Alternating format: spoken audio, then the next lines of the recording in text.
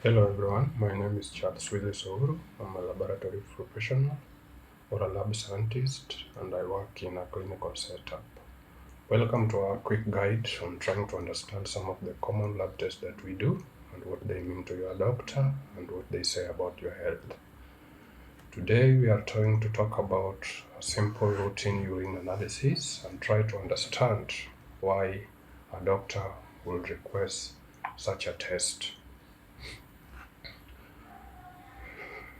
Urine is just like your body's liquid report card. It tries to tell us or tell your doctor about what is the score about different organs within your body, whether they are working normally or abnormally. So it is like a liquid report card about your body system and how it functions. Have you ever asked yourself, what does your pee say about you? So a simple urine test is just a test that examines the content of your urine. It evaluates the physical, chemical, and microscopic properties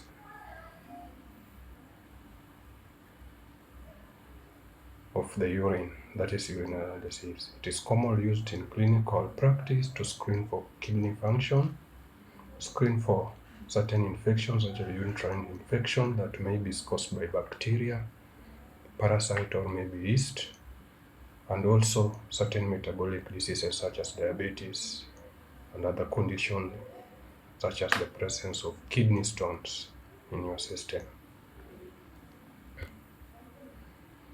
So when the doctor requests for urine analysis, the first thing you will do, you will go into the laboratory and the first thing they will do is to request you for the specimen.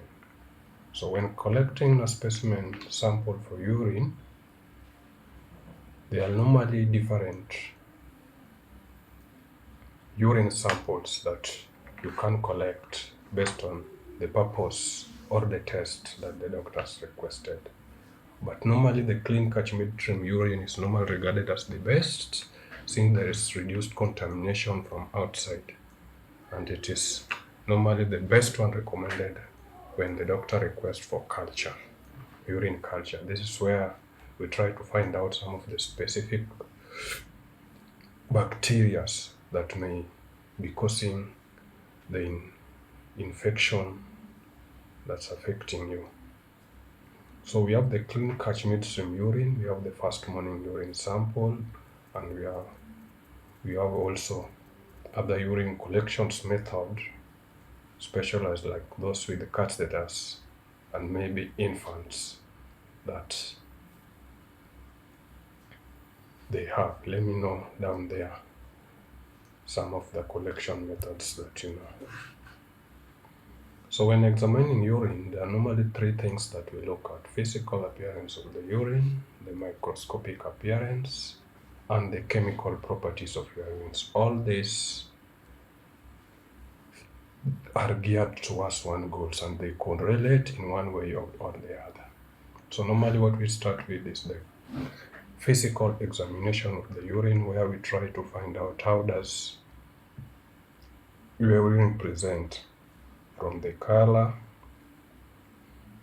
the smell or odor, and the clarity, whether your urine is clear, cloudy, or turbid, as some may say it. Clear urine is one sign that your urine might be normal.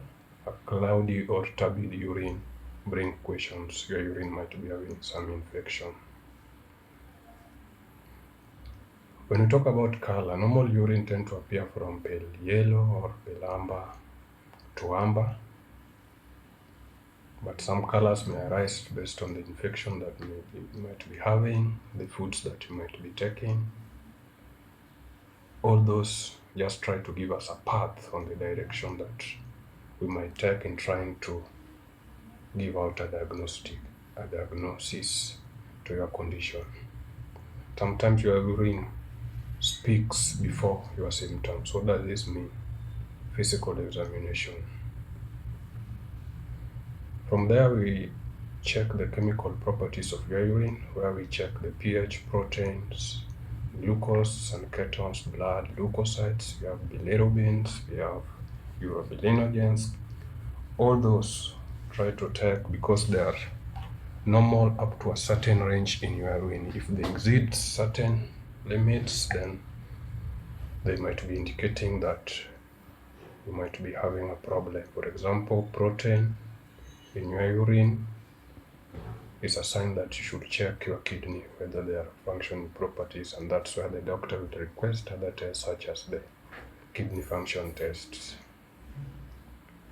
When we go to microscopic examination, we try to check for the presence of cells, cast, crystals, and microorganisms that might be present in your urines. All these are determinants, and they help in coming up with the conclusion about your system.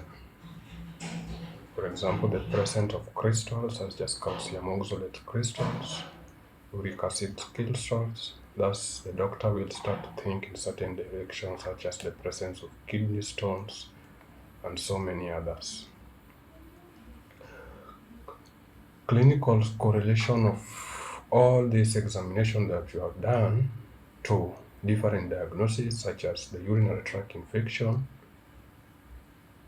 the cloudiness or corrective of the urine will enable us to decide on that. The presence of white blood cells or nitrites. White blood cells are body's defense system. So when they are produced in a certain amount, large numbers, then it's clear that they're trying to fight a certain infection that might be affecting you. So their presence, it's a clear indication that you might be having infection. The nitrites are normally present, especially that you might be having bacterial infection. Urine analysis comes with limitations, so it is not a definitive diagnosis, it's just a screening test. You might you have to do other tests in conjunction to come up with a clear diagnosis. So it must be interpreted with other clinical reports and other symptoms that you have, and other follow-up tests must be done before a conclusion is made on what might be the problem. It is a clue, it is not a conclusion. Take-home messages today: urinalysis is one of the affordable tests we have in the lab. It is provide clue about systemic and urinary tract health, and it is always and must always be interpreted along patient history, symptoms, and other tests as well. Thank you for your time.